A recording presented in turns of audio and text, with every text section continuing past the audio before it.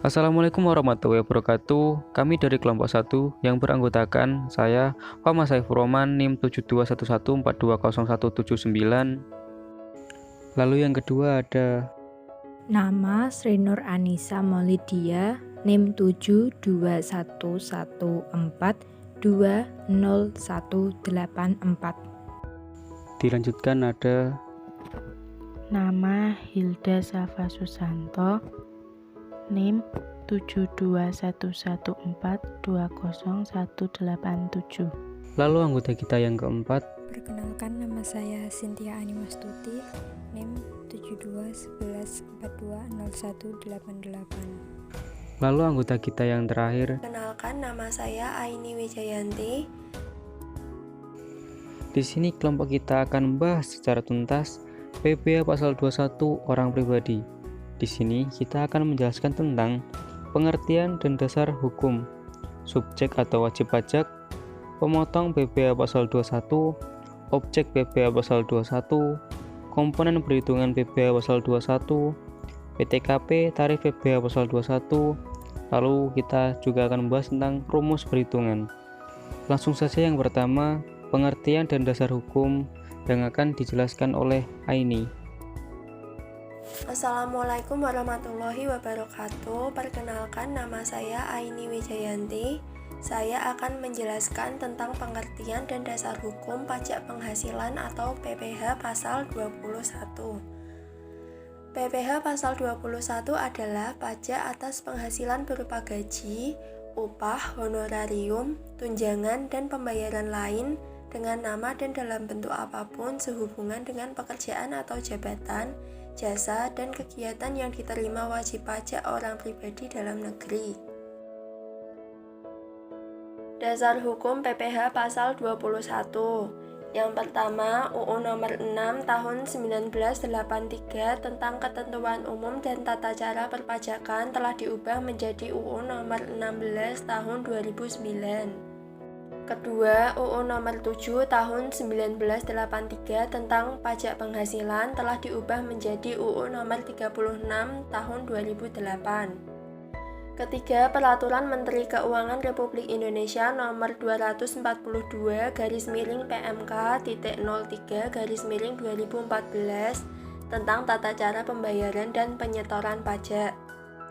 4. Peraturan Menteri Keuangan Republik Indonesia nomor 101/PMK.010/2016 tentang penyesuaian besarnya penghasilan tidak kena pajak. Yang terakhir, Peraturan Direktur Jenderal Pajak nomor 16/PJ/2016 tentang pedoman teknis tata cara pemotongan, penyetoran, dan pelaporan pajak penghasilan pasal 21 dan atau pajak penghasilan pasal 26 sehubungan dengan pekerjaan, jasa, dan kegiatan orang pribadi. Terima kasih kepada Aini yang sudah memaparkan tentang pengertian dan juga dasar hukum PPh pasal 21 orang pribadi. Lalu subjek atau wajib pajak dan juga pemotong PPh pasal 21 akan dijelaskan oleh saya sendiri. Berikut adalah orang pribadi yang termasuk ke dalam subjek atau wajib pajak, antara lain 1. Pegawai, 2. Penerima uang pesangon, pensiun atau uang manfaat pensiun, tunjangan hari tua atau jaminan hari tua termasuk ahli warisnya. 3. Bukan pegawai yang menerima atau memperoleh penghasilan sehubungan dengan pekerjaan jasa atau kegiatan seperti konsultan, pengacara, dokter, arsitek, pemain musik, olahragawan, peneliti, agen iklan, dan lain-lain. Lalu yang keempat ada anggota Dewan Komisaris atau Dewan Pengawas yang tidak merangkap sebagai pegawai tetap pada perusahaan yang sama. Yang kelima, mantan pegawai. Dan atau yang keenam, peserta kegiatan yang menerima atau memperoleh penghasilan dari kegiatan tersebut. Lalu ada juga yang tidak termasuk wajib pajak PPh pasal 21, yaitu 1. Pejabat perwakilan diplomatik dan konsultan atau pejabat lain dari negara asing dan orang-orang yang bantukan kepada mereka yang bekerja pada dan bertempat tinggal bersama mereka, dengan syarat bukan warga negara Indonesia dan di Indonesia tidak menerima atau memperoleh penghasilan lain di luar jabatan atau pekerjaannya tersebut, serta negara yang bersangkutan memberikan perlakuan timbal balik. Yang kedua, pejabat perwakilan organisasi internasional yang telah ditetapkan oleh Menteri Keuangan dengan syarat bukan warga negara Indonesia dan tidak menjalankan usaha atau kegiatan atau pekerjaan lain untuk memperoleh penghasilan dari Indonesia. Pemotong PBH Pasal 21. Pemotongan PBH Pasal 21 atas penghasilan sehubungan dengan pekerjaan, jasa, atau kegiatan dengan nama dan dalam bentuk apapun yang diterima atau diperoleh wajib pajak orang pribadi dalam negeri dilakukan oleh 1. Pemberi pekerja yang terdiri dari orang pribadi dan badan, baik merupakan pusat maupun cabang, perwakilan atau unit yang membayar gaji, upah, honorarium, tunjangan, dan pembayaran lain dengan nama dan dalam bentuk apapun sebagai imbalan sehubungan dengan pekerjaan atau jasa yang dilakukan oleh pegawai atau bukan pegawai. Yang kedua ada bendahara atau pemegang kas pemerintah, termasuk bendahara atau pemegang kas pada pemerintah pusat, termasuk institusi TNI atau Polri, pemerintah daerah, instansi atau lembaga pemerintah, lembaga-lembaga negara lainnya, dan kedutaan besar Republik Indonesia di luar negeri yang membayarkan gaji, upah, honorarium, tunjangan, dan pembayaran lain dengan nama dan dalam bentuk apapun sehubungan dengan pekerjaan atau jabatan, jasa, dan kegiatan. Yang ketiga ada dana pensiun, badan penyelenggara jaminan sosial tenaga kerja dan badan-badan lain yang membayar uang pensiun dan tunjangan hari tua atau jaminan hari tua. Yang keempat ada orang pribadi atau badan. Di sini orang pribadi atau badan dibagi menjadi 3. Yang pertama, honorarium atau pembayaran lain sebagai imbalan sehubungan dengan jasa atau kegiatan yang dilakukan oleh orang pribadi dengan status subjek pajak dalam negeri. Yang kedua ada honorarium atau pembayaran lain sebagai imbalan sehubungan dengan kegiatan atau jasa yang dilakukan oleh orang pribadi dengan status subjek pajak luar negeri. Yang ketiga, honorarium atau imbalan lain kepada peserta pendidikan, pelatihan, dan magang. Lalu pemotong pajak yang kelima ada penyelenggara kegiatan, termasuk badan pemerintah, organisasi yang bersifat nasional dan internasional, perkumpulan orang pribadi, serta lembaga lainnya yang menyelenggarakan kegiatan yang membayar honorarium, hadiah, atau penghargaan dalam bentuk apapun kepada wajib pajak orang pribadi dalam negeri berkenaan dengan suatu kegiatan. Metode perhitungan PBH Pasal 21. Dalam perhitungan PBH Pasal 21 karyawan, perusahaan dapat menerapkan 3 metode yang diperbolehkan oleh Direktorat Jenderal Pajak, yaitu 1. Metode gross, diterapkan untuk perusahaan yang membayar gaji berupa penghasilan kotor atau belum dikurangi PBH 21 sehingga pajak ditanggung oleh karyawan sendiri. Yang kedua ada metode gross up, diperuntukkan bagi perusahaan yang membayar gaji beserta tunjangan pajak sebesar PBH 21 karyawan yang akan dipotong. Dan yang terakhir, metode net, diterapkan untuk perusahaan yang membayar gaji berupa penghasilan bersih, di mana pajak penghasilan ditanggung oleh perusahaan. Kita lanjut ke materi yang berikutnya tentang objek PBH Pasal 21 yang akan dijelaskan oleh Hilda. Saya akan menjelaskan mengenai objek PBH Pasal 21. Yang pertama adalah penghasilan yang diterima atau diperoleh pegawai tetap, baik penghasilan yang bersifat teratur maupun tidak teratur. Yang kedua adalah penghasilan yang diterima atau diperoleh penerima pensiun teratur berupa uang pensiun atau penghasilan jenisnya. Penghasilan berupa pesangon, uang manfaat pensiun, tunjangan hari atau jaminan hari tua yang dibayarkan sekaligus yang pembayarannya melewati jangka waktu 2 tahun sejak pegawai berhenti bekerja. Yang keempat adalah penghasilan pegawai tidak tetap atau tenaga kerja lepas berupa upah harian, upah mingguan, upah satuan, upah borongan, atau upah yang dibayarkan secara bulanan. Yang kelima adalah imbalan kepada bukan pegawai, antara lain berupa honorarium, komisi, fee, dan imbalan sejenisnya dengan nama dan dalam bentuk apapun sebagai imbalan sehubungan jasa yang dilakukan. Yang keenam adalah imbalan kepada peserta kegiatan, antara lain berupa uang saku, uang representasi, uang rapat, honorarium, hadiah atau penghargaan dengan nama dan dalam bentuk apapun, dan imbalan sejenis dengan nama apapun. Yang ketujuh adalah penghasilan berupa honorarium atau imbalan yang bersifat tidak teratur yang diterima atau diperoleh anggota Dewan Komisaris atau Dewan Pengawas yang tidak merangkap sebagai pegawai tetap pada perusahaan yang sama. Yang kedelapan, penghasilan berupa jasa produksi, tantiem, gratifikasi, bonus, atau imbalan lain yang bersifat tidak teratur yang diterima atau dipermantan pegawai. Yang terakhir adalah penghasilan berupa penarikan dana pensiun oleh peserta program pensiun yang masih berstatus sebagai pegawai dari dana pensiun yang pendiriannya telah disahkan oleh Menteri Keuangan. Objek PPh 21 yang dikecualikan. Yang pertama ada pembayaran manfaat asuransi atau santunan asuransi dari perusahaan asuransi jiwa, asuransi beasiswa, asuransi kesehatan, dan kecelakaan. Yang kedua adalah penerimaan dalam bentuk natura. Yang ketiga iuran pensiun dan iuran jaminan hari tua yang dibayar pemberi kerja. Yang keempat zakat, dan terakhir adalah beasiswa. Penghasilan tidak kena pajak atau PTKP. PTKP adalah jumlah nilai penghasilan bruto bagi wajib pajak yang tidak dikenakan pajak. Besarnya PTKP ditentukan berdasarkan kondisi awal tahun kalender. Kecuali bagi pegawai yang baru datang dan menetap di Indonesia tidak pada awal tahun, maka PTKP sesuai kondisi pada awal bulan.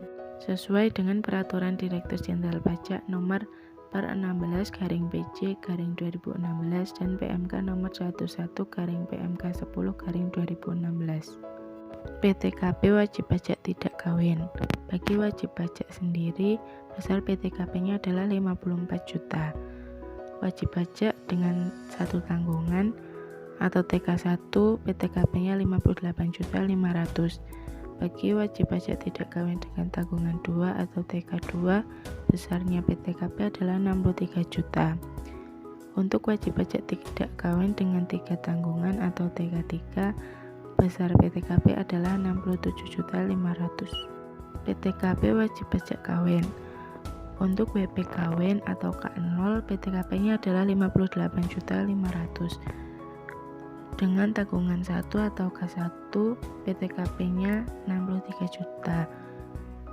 Tanggungan 2 atau K2, PTKP-nya adalah 67.500.000. Dengan tanggungan 3 atau K3, PTKP-nya adalah 72 juta. PTKP wajib pajak kawin, penghasilan istri dan suami digabung. Untuk WP kawin KI0, PTKP-nya adalah 112.500.000. Tanggungan 1 atau KI1, PTKP-nya 117 juta. Tanggungan 2 atau KI2, PTKP-nya 121.500.000. Tanggungan 3 atau KI3, PTKP-nya sebesar 126 juta. Terima kasih kepada Hilda yang sudah memaparkan materi tentang objek pajak dan juga PTKP PPh pasal 21.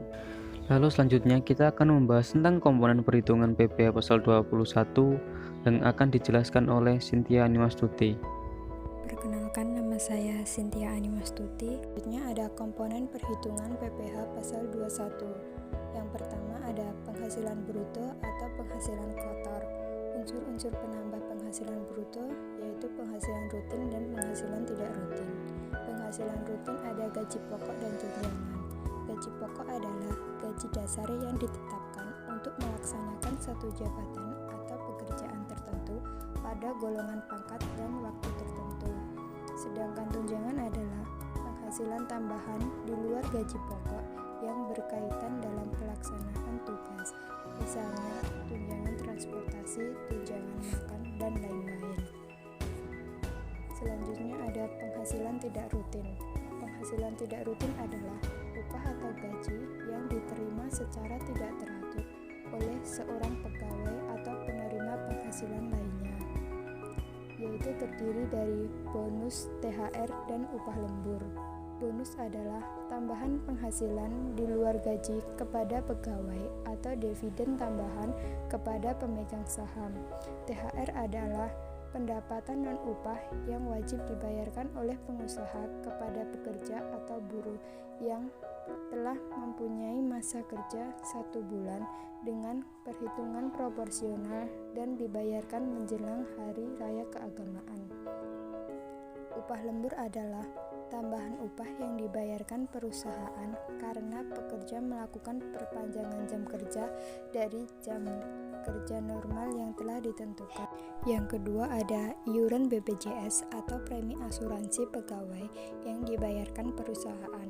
BPJS adalah program jaminan sosial yang diselenggarakan Badan Penyelenggara Jaminan Sosial atau BPJS. Iuran BPJS dibayar oleh pemberi kerja dan pekerja dengan persentase iuran dari gaji atau upah. Yang ketiga ada jaminan kecelakaan kerja atau JKK. JKK adalah kompensasi dan rehabilitasi bagi tenaga kerja yang mengalami kecelakaan saat mulai berangkat kerja sampai tiba kembali di rumah atau menderita penyakit yang berhubungan dengan pekerjaan. Besarnya iuran berdasarkan kelompok jenis usaha dan risiko yang dialami. 4. Jaminan kematian atau JK. JK diperuntukkan bagi ahli waris dari peserta program BPJS Ketenagakerjaan yang meninggal bukan karena kecelakaan kerja. Pengusaha wajib menanggung iuran program jaminan kematian sebesar 0,3% dari gaji atau upah. Yang kelima ada jaminan kesehatan atau BPJS Kesehatan. Jaminan kesehatan adalah program BPJS Kesehatan yang diikuti wajib pajak. Tarif iuran jaminan kesehatan adalah 5% dari gaji per bulan, yaitu sebanyak 4% dibayar oleh pemberi kerja dan 1% oleh pegawai. Gaji atau upah yang digunakan sebagai dasar perhitungan iuran jaminan kesehatan terdiri dari gaji atau upah pokok dan tunjangan tetap. Yang keenam, ada tunjangan PPh 21 yang dibayarkan perusahaan jika ada. Bagi pemberi kerja yang memberikan tunjangan PPh 21 kepada pegawainya, dalam hal ini tunjangan PPh 21 penuh atau sebagian, maka jumlah tunjangan PPh 21 ini merupakan komponen penambah penghasilan bruto. 7. Tunjangan BPJS yang dibayarkan perusahaan jika ada. Bagi pemberi kerja yang memberikan tunjangan BPJS seperti CKK, CK, CP, dan CKes secara penuh dengan metode perhitungan gaji bersih atau gross up, maka tunjangan ini dijadikan komponen penambah penghasilan bruto. 8. Pengurang penghasilan bruto. Pengurang penghasilan bruto adalah biaya yang dapat mengurangi penghasilan bruto. Di antaranya ada biaya jabatan. Biaya jabatan adalah biaya yang diasumsikan petugas perpajakan sebagai pengeluaran selama setahun yang berhubungan dengan pekerjaan. Besarnya 5% dari penghasilan bruto dalam setahun. Kemudian biaya pensiun. Biaya pensiun adalah pengurang penghasilan bruto dalam menghitung PPh pasal 21 yang terutang dan harus dipotong atas penghasilan yang diterima penerima pensiun secara bulanan. Besarnya 5% dari penghasilan bruto. Yang selanjutnya ada iuran BPJS yang dibayarkan karyawan. Dalam hal iuran BPJS yang presentasenya dibayarkan karyawan, maka komponen dimasukkan sebagai pengurang penghasilan bruto. Di antaranya ada jaminan hari tua. Program ini ditujukan sebagai pengganti terputusnya penghasilan tenaga kerja karena meninggal, cacat, atau hari tua. Presentasinya sebesar 3,7% jika ditanggung perusahaan, sedangkan jika ditanggung pekerja besarnya 2%. Selanjutnya, jaminan pensiun. Jaminan pensiun adalah jaminan sosial yang bertujuan memberikan derajat kehidupan yang layak bagi pesertanya dan atau ahli warisnya dengan memberikan penghasilan setelah peserta memasuki usia pensiun, cacat total, atau meninggal dunia. Iuran program jaminan pensiun sebesar 3% yang terdiri atas 2% iuran pemberi kerja dan 1% iuran pekerja. Yang terakhir, jaminan kesehatan atau JKES. Tarif iuran jaminan kesehatan yang dibayarkan pegawai adalah 1%. Selanjutnya, tarif PPh pasal 21. Jika penghasilan neto 0 sampai dengan 50 juta, tarif pajak sebesar 5%, maksimal 50 juta. Jika penghasilan neto 50 juta sampai dengan 250 juta, tarif pajak sebesar 15%, maksimal 200 juta. Jika penghasilan neto 250 juta sampai dengan 500 juta, tarif pajak sebesar 25%, maksimal 250 juta. Jika penghasilan neto di atas 500 juta, tarif pajaknya sebesar 30%, maksimal tidak terbatas. Contoh, penghasilan kena pajak sebesar 275 juta. Pajak penghasilan yang harus dipotong bagi wajib pajak yang memiliki NPWP adalah diurutkan dari atas terlebih dahulu, yaitu 5%. 5% dikalikan 50 juta, kemudian 15% dikalikan 200 juta. Terus dari 275 juta dikurangi 250 juta, sisanya 25 juta. 25 juta dikalikan 25%, lalu dijumlahkan hingga hasilnya ada 38.750.000. Terima kasih kepada Cynthia yang sudah menjelaskan tentang komponen dan juga tarif pajak PPh pasal 21. Selanjutnya kita akan membahas tentang rumus PPh pasal 21 orang pribadi, dan juga nantinya ada contoh kasus dan penyelesaian PPh pasal 21 orang pribadi yang nantinya akan dipaparkan oleh Sri Nur Anissa. Rumus perhitungan PPh pasal 21 orang pribadi. Yang perlu diperhatikan dalam perhitungan PPh pasal 21 adalah komponen-komponen yang dapat menambah atau mengurangi jumlah penghasilan.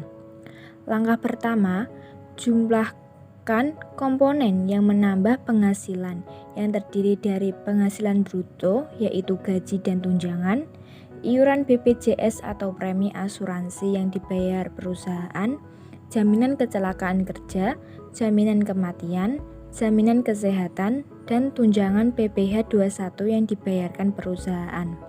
Hasil dari penjumlahan tersebut dikurangkan dengan jumlah komponen yang mengurangi penghasilan, yaitu biaya jabatan, iuran pensiun atau iuran jaminan hari tua yang dibayarkan karyawan, iuran BPJS yang dibayarkan karyawan. Hasil pengurangan tersebut memperoleh penghasilan neto. Langkah selanjutnya, penghasilan neto dikurangkan dengan PTKP. Untuk jumlah nilai PTKP memiliki aturan tersendiri. Pengurangan antara penghasilan neto dengan PTKP akan menghasilkan penghasilan kena pajak atau PKP yang sebagai dasar besaran tarif PPh pasal 21 terutang. PPh pasal 21 yang telah dipotong adalah jumlah pajak terutang yang telah dibayarkan. Jika PPh pasal 21 terutang lebih besar dari PPh pasal 21 yang telah dipotong, maka terjadi PPh pasal 21 kurang bayar. Untuk lebih jelasnya, perhatikan contoh kasus dan cara penyelesaiannya. Contoh kasus, pada tahun 2020 karena bekerja di PT Fortis dengan gaji 8 juta per bulan, serta tunjangan-tunjangan sebesar 2 juta. PT Fortis mengikuti program BPJS dan Ketenagakerjaan dan premi jaminan kematian yang dibayar oleh pemberi kerja dengan jumlah masing-masing 0,40% dan 0,5% dari gaji. Sedangkan Karna membayar iuran jaminan hari tua sebesar 0,4% dari gaji dan membayar iuran pensiun sebesar 200.000. Karena sudah menikah dan memiliki seorang anak, berapa besarnya pajak terutang yang harus dibayar? Di sampingnya adalah perhitungan PPh pasal 21. Gaji per bulan sebesar 8 juta, tunjangan sebesar 2 juta, premi jaminan kecelakaan kerja 0,4% dikali 8 juta sebesar 32.000, premi jaminan kematian 0,5% dikali 8 juta yaitu sebesar 40.000. Kemudian dijumlahkan dan memperoleh penghasilan bruto sejumlah 10.072.000. Setelah itu menghitung biaya jabatan 5% dari penghasilan bruto sebesar 500.000 ditambah iuran jaminan hari tua 0,4% dari 8 juta sebesar 32.000 ditambah lagi dengan iuran pensiun 200.000. Totalnya menjadi 732.000. 732.000 inilah yang akan mengurangi penghasilan bruto, sehingga nantinya akan didapat total 9.340.000. Inilah penghasilan neto selama sebulan. Karena PTKP mengurangi penghasilan dalam setahun, maka penghasilan neto sebulan dikalikan 12 dan memperoleh hasil 112.080.000. Dari kasus tersebut dapat diketahui bahwa PTKP Karna K1 untuk pajak wajib diri sendiri karena mendapat PTKP sebesar 54 juta. Kemudian ditambah intensif karena dia sudah menikah yaitu 4,5 juta. Kemudian ditambah lagi dengan intensif 4,5 juta karena memiliki tanggungan anak satu. Jadi total menjadi 63 juta. Ini kemudian mengurangi penghasilan neto, sehingga muncul penghasilan kena pajak. Nah, penghasilan kena pajak inilah yang dijadikan sebagai dasar untuk menghitung pajak PPh pasal 21 yang terutang. Totalnya adalah 49.080.000. Perlu diingat, PPh pasal 21 ini perhitungannya progresif. Semakin besar penghasilannya, semakin besar pula persentase pajak yang akan dikenakan. Karena penghasilan Karna tidak lebih dari 50 juta, maka hanya dikalikan 5%, yaitu 5% dikali 49.080.000, totalnya 2.454.000. Untuk memperoleh PPh pasal 21 sebulan, maka 2.454.000 dibagi 12 yaitu 204.500 rupiah. Terima kasih kepada Sri Nur Anissa yang telah menjelaskan kepada kita rumus PPh 21 orang pribadi. Itu tadi yang dapat kami jelaskan tentang PPh pasal 21 orang pribadi. Kurang lebihnya mohon maaf. Kami kelompok 1 pamit undur diri. Wassalamualaikum warahmatullahi wabarakatuh.